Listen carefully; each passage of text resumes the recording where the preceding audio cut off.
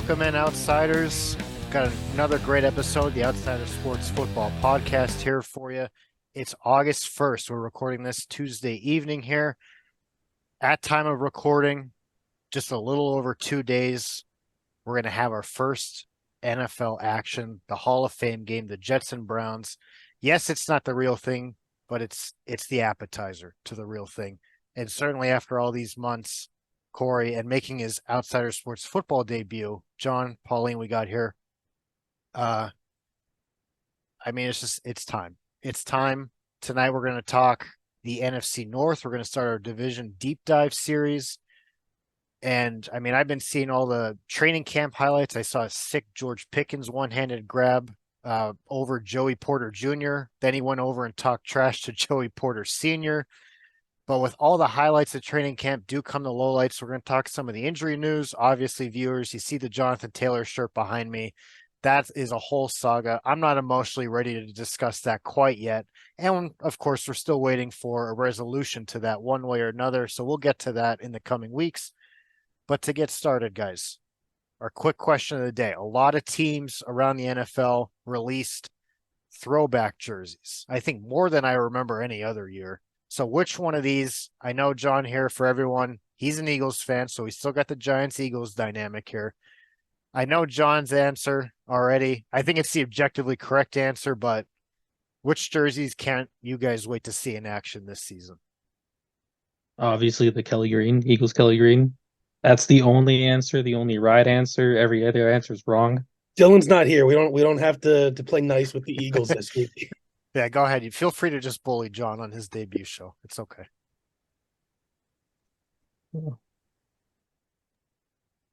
But yeah, taking a step back, removing fandom from it, the Kelly Greens are sick, right? They feel like 80s football. And I feel like the 80s probably had the best uniforms out of every era. They just had the colors that just popped.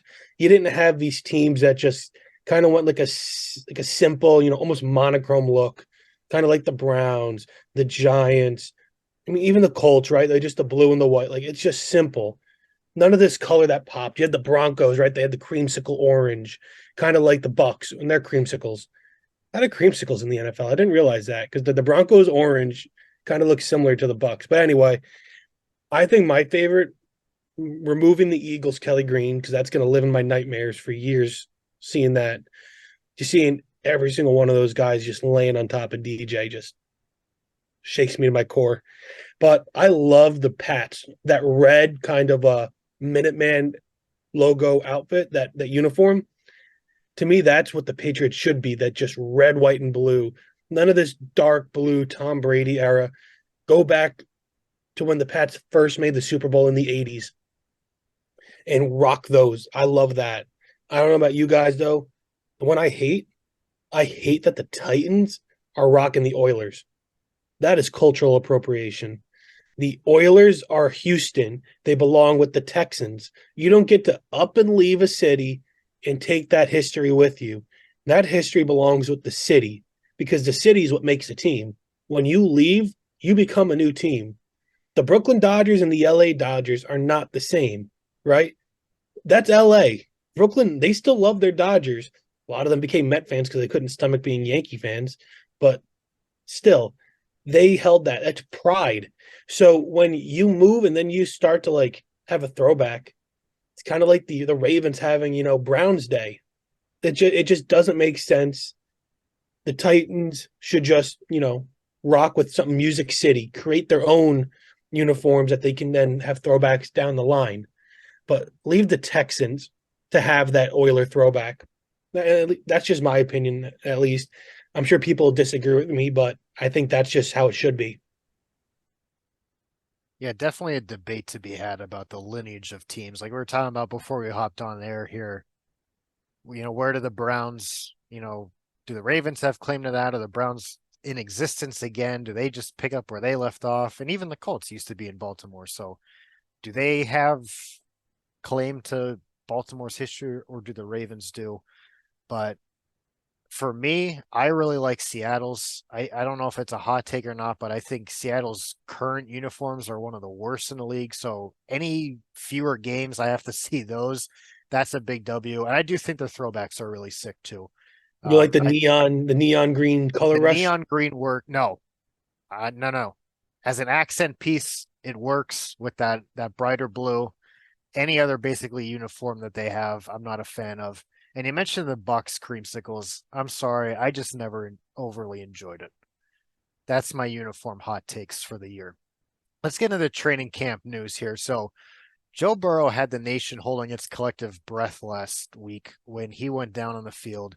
The silver lining is it's only a calf strain, much less catastrophic than the initial fears indicated. He's hopeful to be back for week 1. Jalen Ramsey with a knee injury, he already had surgery on that. So their timetable down there in Miami for the star corner, that remember we sat here on the show and said they got basically for a bag of chips. So they won't get to see Ramsey and Xavier Howard in action together. Thankfully, that's not season ending either, but it is going to be a while. They're putting that at about 4 months. The bad news for Tim Patrick, he suffered an ACL injury last season in training camp, torn Achilles this season, just when we were hoping to see the comeback. Maybe Tim Patrick could have saved Russ. I guess we'll never know. But what do you guys make of the training camp injuries thus far? Broncos country. Let's ride. Tim Patrick, it sucks for him, but again, you still got Judy, right? You still got Cortland Sutton. Patrick's your third receiver. I don't think it's that big of a blow to him. It sucks. Sucks for Patrick personally, but I don't think that he was going to make or break the offense. I think the real question for them is going to be the running back position and Javonte Williams and how he comes back. So I put it in the it sucks, but you'll get over it category. Jalen Ramsey again, that sucks. You won't get over a talent like him, but at least he's making the push to come back. Dolphins should be in the thick of it come December. And that's when Ramsey thinks he'll make it back, right? So I think it's a bad injury. You never want to see that happen, especially to one of the league's best. But you should hopefully see him this year, especially when the Dolphins are trying to get into the playoffs. And then Joe Burr. It sucks. I really thought it was much more serious than it was. So I'm pretty relieved that it wasn't, an ACL, MCL, PCL, UCL, just everything in his arm and legs, just every type of ligament possible. He's fine. He might miss a few weeks of the season. They might keep him out till October. They don't have the hardest first 4 games. Just keep him out, get him healthy, rehab him. But I'm excited to see how that works with the quarterback show on Netflix. Because didn't it come out that he's going to be one of the quarterbacks following the season? I didn't see that anyone. I saw a long list of people choosing not to be on it. I think so. He originally said no, but I think he was lying because it was reported that he'll be on it. Unless I found a fake report, but I don't think it was. It was aggregated by Dove Kleiman, so must be real. And another one that they were talking about could have been Justin Herbert.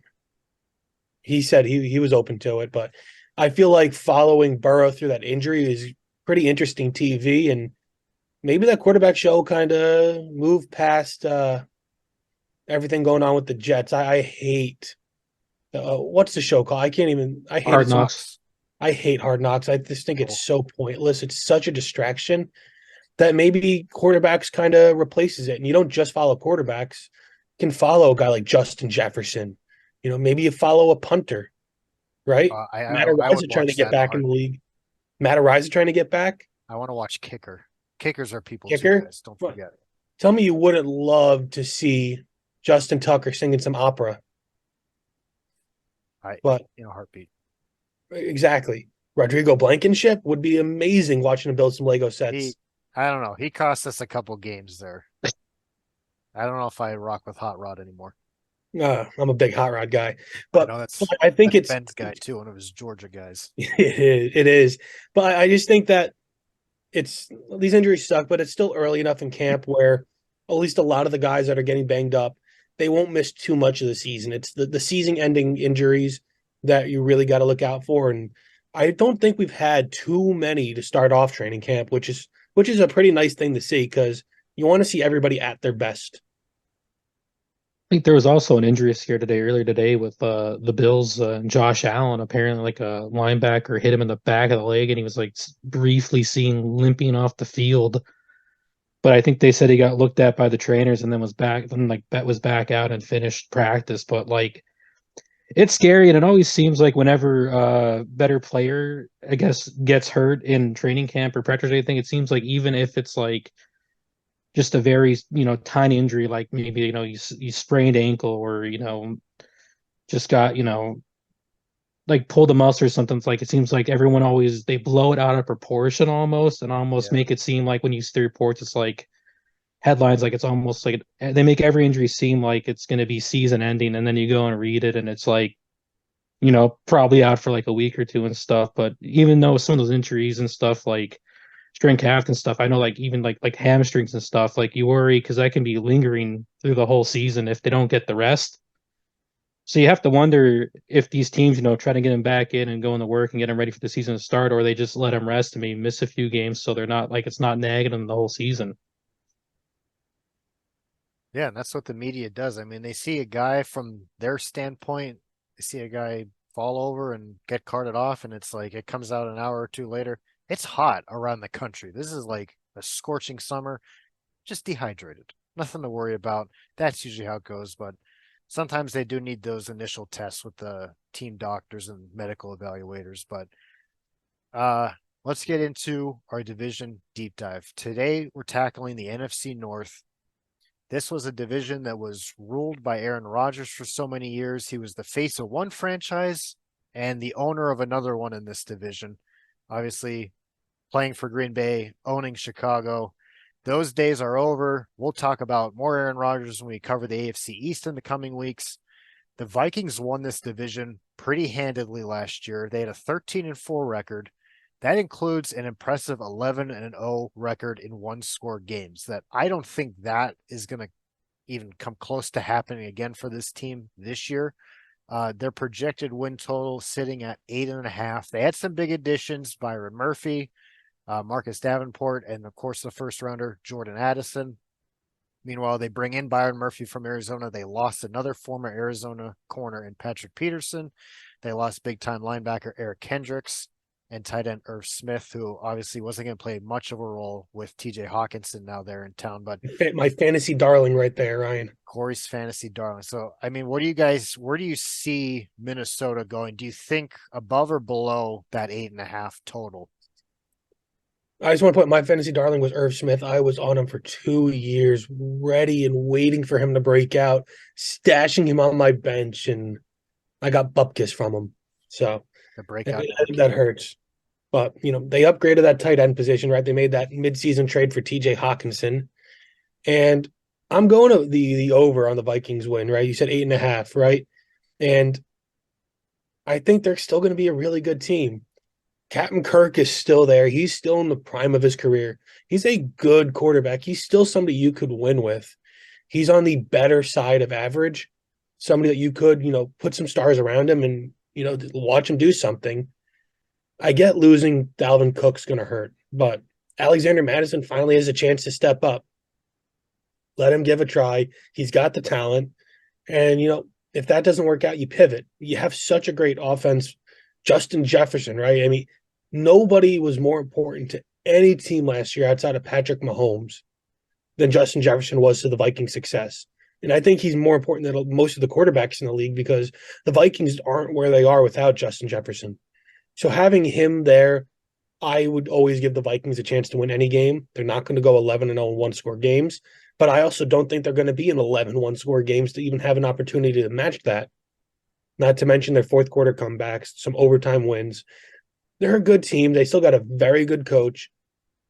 They're on the right track. They're not going to go by the wayside. We might see that, in a year or two where they start to falter, but it doesn't start this year to me. I agree with Corey. I mean, I think I have the Vikings over that 8.5 mark. I mean, I don't think their team necessarily got any like better. Didn't really, I don't think got like drastically worse. I think they're kind of hanging around the same thing they, were last year. They might not do as good as they did last year, but I think they're going to hit that over 8.5 mark. Yeah, I think they get past that point as well. I think definitely just a little natural regression, like to go 11-0 in those sorts of games, the ball has to bounce your way. And I mean, look at that Buffalo game. It literally did. Josh Allen fumbles a snap right outside of his own end zone. If that doesn't happen, they don't win that game. So different things like that. Obviously, the huge Colts meltdown later on in the year. 11-0 in those types of games just not going to happen again. But I'm intrigued to see how Jordan Addison does replacing Adam Thielen. And like you said, Dalvin Cook out, Alexander Madison in. I think this offense will still be extremely dynamic, very profitable for fantasy football. This defense is still a massive concern for me, however, and I mean, I think they get past that 8.5 mark, but not by much. Detroit finished 9-8. They were the talk of the town last year for a team that didn't make the playoffs. They just missed out. Their win total sits at 9.5. They have the highest win total, projected win total in this division. They're a team I think does also get past that mark. They completely reshaped their running back room. Out is Jamal Williams, who had a fantastic season, the touchdown vulture. I say that as a big DeAndre Swift fantasy owner from a year ago. Quite frustrating. So Swift out, Williams out. In comes David Montgomery from rival Chicago and first-round pick Jahmyr Gibbs. They had C.J. Gardner-Johnson. He had an injury scare of his own, but he's cleared. He's already been back to practice. They added some big-time defensive pieces in the draft as well. Brian Branch, Jack Campbell, who I was a big fan of. But they're receivers. They lose DJ Chark, Jameson Williams. He was coming off the ACL injury last year, and then he got hit with a suspension for gambling on team premises. That's a big no-no. So are you guys buying into the Detroit Lions hype going into this year? Are you ready to run through a brick wall for Dan Campbell? Hopped up on a couple iced coffees? Because I think I am. I'm definitely am. I'm definitely running through that wall with you.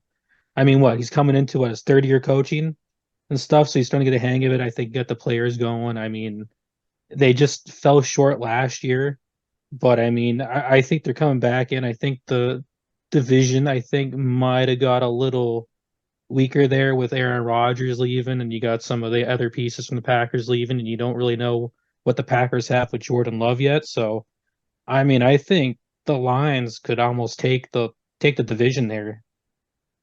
I mean, I don't see what really is stopping them. I think they have a really good shot at taking the division and making a playoff run. Did you guys see the reports today that Dan Campbell wanted to have a live lion on the sidelines during games? And the Lions ownership approved it, but good old no fun Roger shot it down. I mean, just imagine, just having a lion on the sidelines with a Here's your coach saying plot that he's going to for bite your Ace kneecaps Ventura off. 3 right there. The line goes missing this time. But this one's tough for me. 9.5's a lot. Part of me wants to go under, but like if I go under, it's only to the extent of 8 wins at the bottom, 10 wins at the most. So I'm gonna go with as close to a push as possible because I think 9 wins is probably right around where they're actually going to get. I still don't love their team. They have a great head coach, but a lot of their wins last year were gritty wins.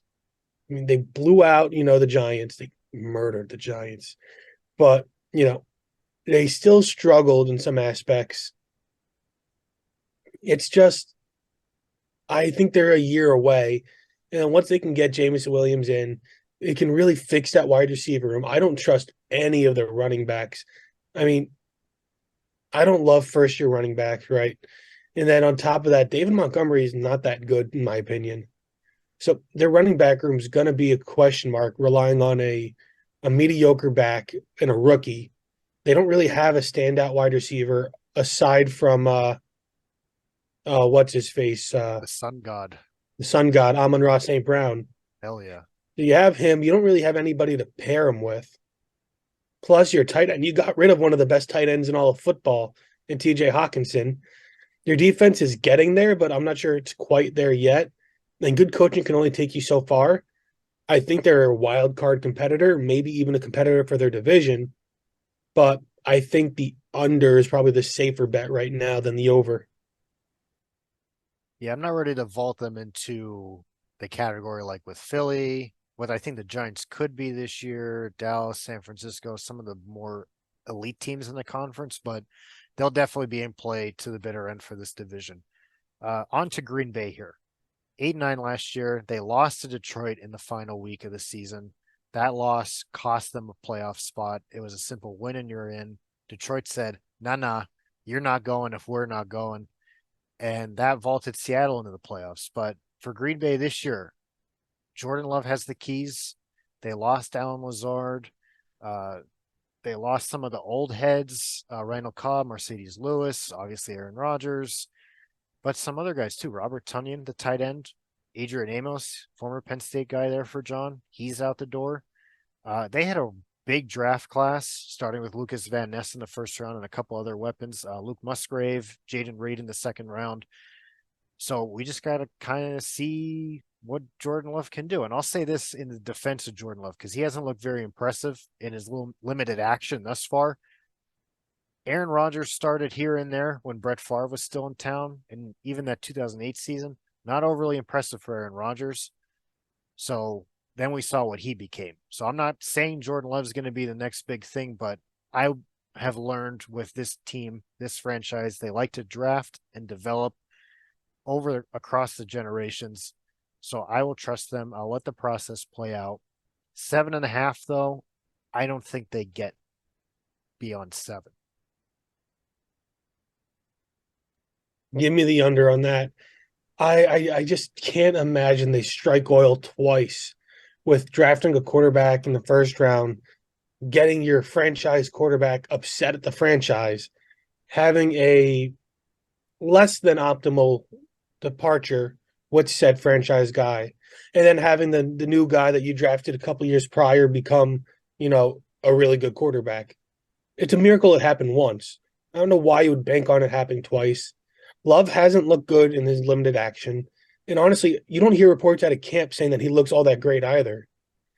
There's just something fundamentally wrong with that approach because no other team has done it. And if it actually did work, don't you think other teams would, consider doing that? Like, don't you think the Pats would have taken a guy? I mean, I know you had the Jimmy G situation, but Tom Brady outlasted Jimmy G there. But you have these guys, like, do you think the Chiefs are going to draft Mahomes' successor with Mahomes still under contract for a couple of years and kind of ruin that relationship? It just doesn't seem prudent to me. It just doesn't make sense. So I'm taking the under. I think the Packers will be shopping for a new quarterback sooner than later anyway, too. And going on their defense is not good.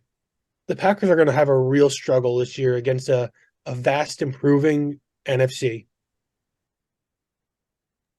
I'm gonna take the under also.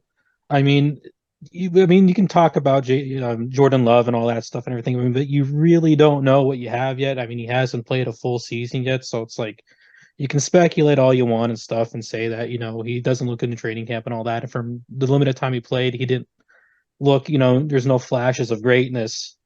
But it's like you don't know what you have until you play a full season, and maybe it might be more than a season because I mean this is going to be his first full season in the league. So, he may not come out of the gates blazing here and be like the next Aaron Rodgers. I'm assuming like how the Packers hope he will be. But, but the real question here is like long term is just what do you got with Jordan Love? Is if he's going to be the next Aaron Rodgers or if he's just going to be kind of a bust and they're going to be looking for a replacement, like Corey said. I mean, that's the biggest question right now is just how good Jordan Love does. And I'm just not sure his first, full year if he's going to get it done. Yeah, 2023 shapes up to be a big tryout year for Jordan Love. So we'll see if he can rise to the occasion or not. The Chicago Bears, they rose their way to the first overall pick in this year's draft, proceeded to, just get a monster deal from Carolina in a trade down. They're trying to help Justin Fields. They acquired DJ Moore. They used the 9th overall pick on a offensive lineman, Darnell Wright, who this has been one of my favorite, I think, little stories from training camp thus far.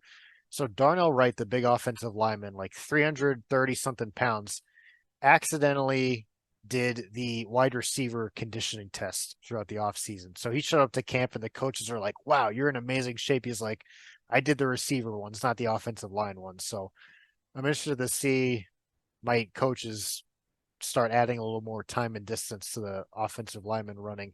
I'm sure they would all collectively hate that as much as running backs hate their market structure right now for getting paid. But they brought in, I mean, a bunch of other guys, Tremaine Edmonds, TJ Edwards, both on the defensive side. And they're the only loss I have really written down for them was David Montgomery, who Corey just said he doesn't even think he's that good. So maybe in Corey's side, Chicago really didn't lose that much at all. Maybe they really only improved. So their projected win total after going 3-14 last year with Green Bay at 7.5. I'm not buying that. I'm slamming the under. What do you guys think for Chicago this year? Did you know that that what's his face? Justin Fields has more MVP votes, bets, I should say, than Mahomes, Herbert, and Josh Allen combined on points bet. Think about that. Where's that coming from? Like, I don't understand where all this Justin Fields hype is coming from. Like, coming from Jalen Hurts. They think he's going to take that Hurts-like leap. I think they're crazy. They are crazy. I'm taking the under, going hard with the under. I might actually throw some shekels on the under. Justin Fields isn't good. Remember when the Bears started off real strong last year, and that guy tweeted out, he goes, well, do all these pundits think the Bears are going to go 1-11 now to end the year to get their predictions right? And then the Bears proceeded to go 1-11 to end the year, and everybody got that 4-win prediction. The Bears just aren't built to win. I just don't know what they have. They're going to have a better defense. I don't love their offense. I don't think Fields has what it takes to be an NFL quarterback. Everybody thinks he could be like, Hurts or Cam Newton or Lamar. Looking at him last year, he just doesn't seem to have had the high IQ plays.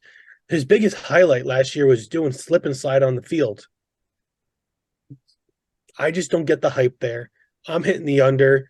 I think they're going to end up competing with Arizona for being the worst team in the NFC. I'm going to hit the under too. I mean, I think they might do maybe a little better than last year. I mean, you at least hope they do.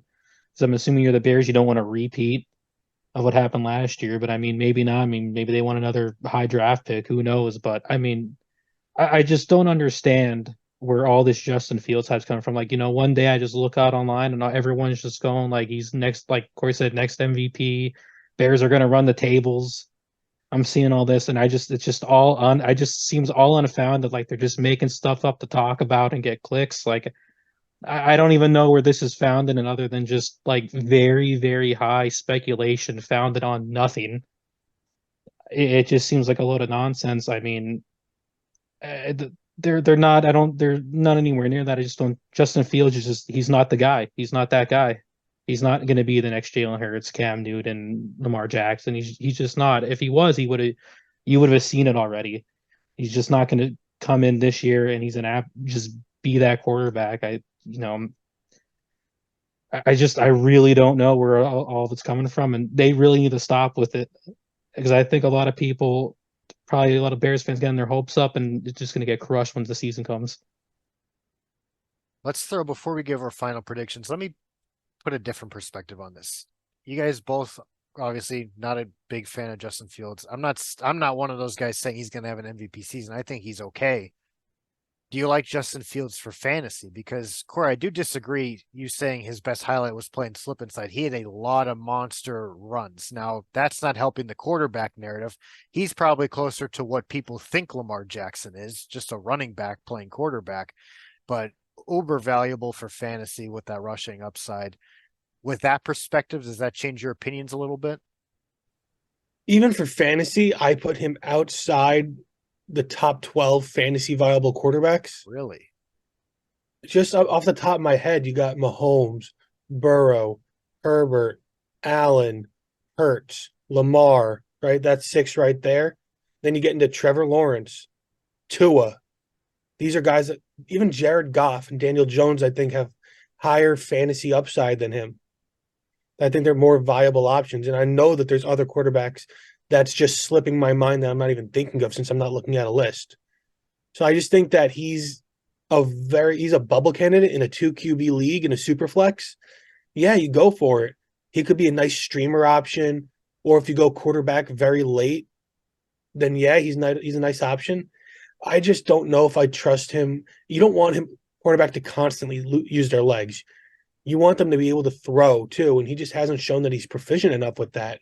Even some of the rookies like Anthony Richardson, CJ Stroud, Bryce Young, I think might end up having a more fantasy viable season than him because these are guys in situations tailored to him, tailored to them. And I think they're all three in kind of better situations than the Bears have right now, at least for offensive production. Because his lone fantasy viable stat is the rushing yards. And I don't even think he gets all that many rushing touchdowns to begin with. Who's he going to throw to? Cole Kmet? I know he got that big contract, but Cole Kmet's not that good either, if we're going to be frank about it. You're not big on DJ Moore coming to town? I was big on DJ Moore 4 years ago. DJ Moore hasn't ever done it for me, though. I feel like I've kind of fallen off that DJ Moore wagon. I mean, running quarterbacks are always going to be good in fantasy just purely because rushing touchdowns are worth more than passing touchdowns. So a rushing quarterback's always going to usually score more fantasy points than like a quarterback who's a pocket passer and doesn't, get out of the pocket a lot and rush for touchdowns. I mean, and just because they're a good fantasy quarterback doesn't always translate into a good, like an actual good quarterback on the field in games. Like, I mean, I think there were a few years where Tom Brady was good, really good quarterback, but wasn't always the best fantasy quarterback because he wasn't, throwing passing touchdowns, not worth as much as rushing touchdowns. So it just doesn't always translate back and forth, 1-to-1 between, real life to fantasy football. So, I mean, even though Fields might be a good fantasy, option at quarterback and might get you a lot of points and stuff, that doesn't make him a good quarterback on the field. All right, so then how do you guys see this division at the end of the season? Who's at the top? Who's at the bottom? So for me, I have the Vikings winning that division. The Lions, they're in second. They're Kyle Pitts away.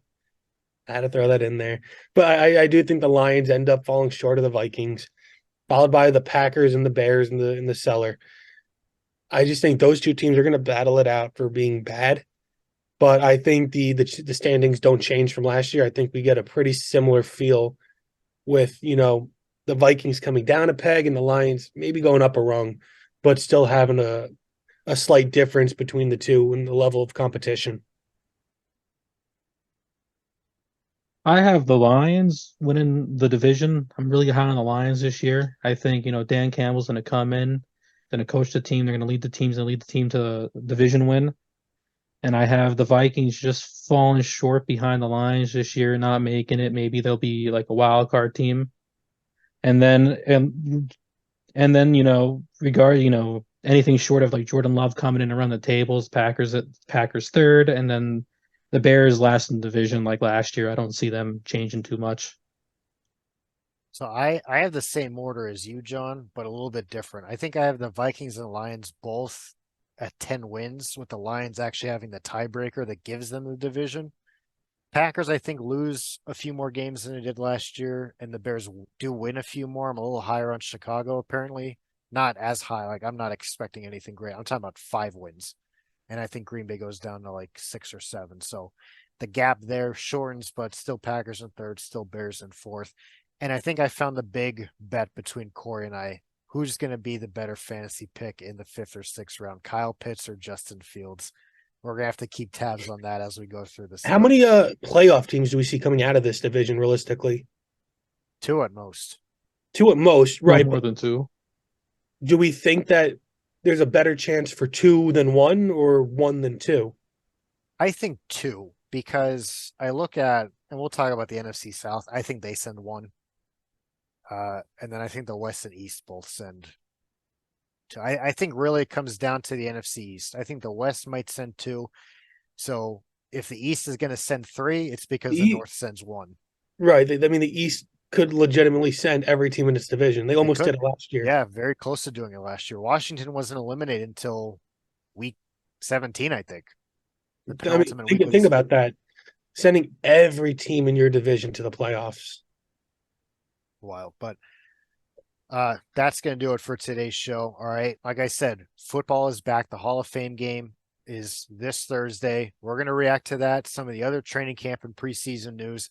And next week, we're going to jump over to the AFC North. So make sure you follow us on Twitter. It's still not X. I'm not recognizing it. I didn't let it update on my phone. I still have the true Twitter at OutsiderSports3. All right, take care. Join us next week. Thank you for listening to another episode of the Outsider Sports Football Podcast.